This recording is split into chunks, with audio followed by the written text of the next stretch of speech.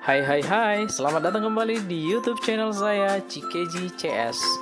Jangan lupa subscribe, like, comment, and share video ini.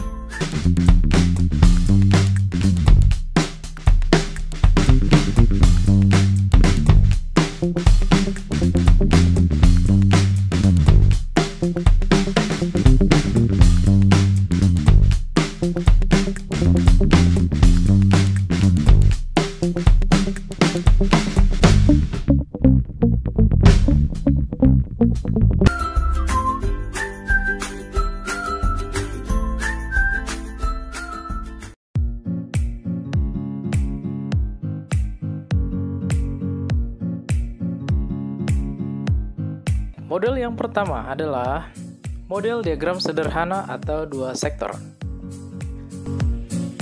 Perhatikan diagram berikut ini.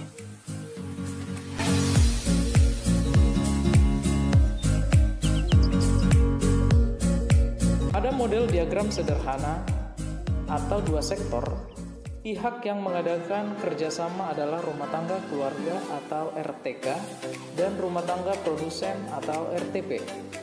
RTK menyediakan faktor-faktor produksi berupa sumber daya alam, tenaga kerja, modal, dan kewirausahaan kepada rumah tangga produsen. RTP dan RTK akan bertemu di pasar input atau pasar faktor-faktor produksi.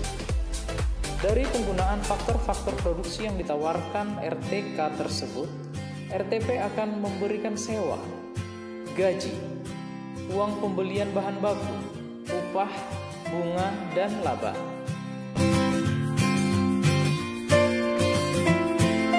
RTP dan RTK akan bertemu di pasar output atau pasar barang dan jasa apabila RTK membutuhkan barang dan jasa.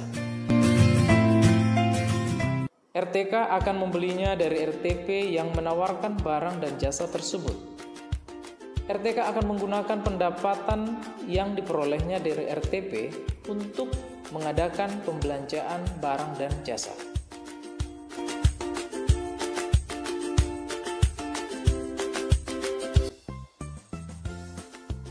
Model yang kedua, yaitu model diagram tiga sektor.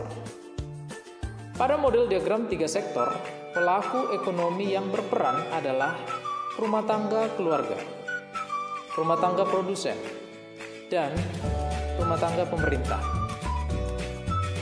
Pada model ini, pemerintah berperan sebagai produsen dan konsumen. Dalam peranannya sebagai produsen, pemerintah menghasilkan barang dan jasa untuk kebutuhan masyarakat seperti bahan bakar minyak, gas, dan listrik.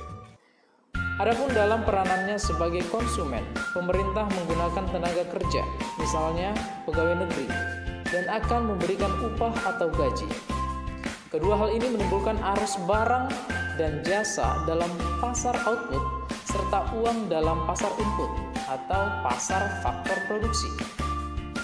RTP menghasilkan barang dan jasa untuk masyarakat. Penghasilan dari produksi tersebut digunakan untuk membayar upah, gaji, dan sewa kepada RTK. RTP memperoleh faktor-faktor produksi dari RTK berupa sumber daya alam, sumber daya manusia, modal, dan kewirausahaan. RTK memperoleh pendapatan dari RTP berupa sewa, gaji, uang pembelian bahan baku, upah, bunga, dan laba. Rumah tangga produsen menyerahkan pajak dari kegiatan usaha yang dilakukan kepada pemerintah. Rumah tangga keluarga juga menyerahkan pajak kepada pemerintah atas kegiatan konsumsi yang dilakukan.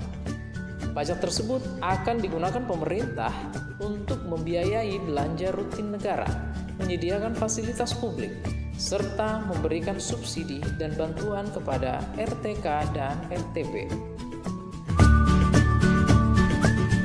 Dan yang ketiga adalah model diagram 4 sektor.